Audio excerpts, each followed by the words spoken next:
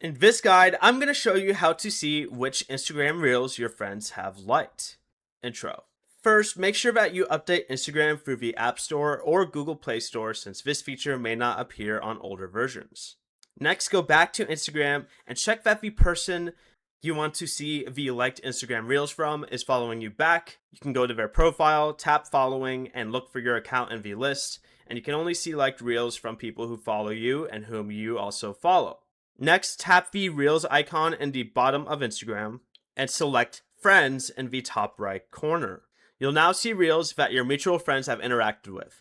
Their profile picture will appear near the bottom left of each reel. Tap it to see which friend liked that specific reel, then continue swiping to view more.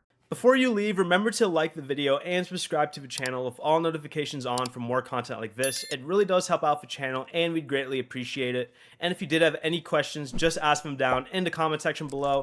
I'm going to be doing my best to reply to every single comment down there. Peace.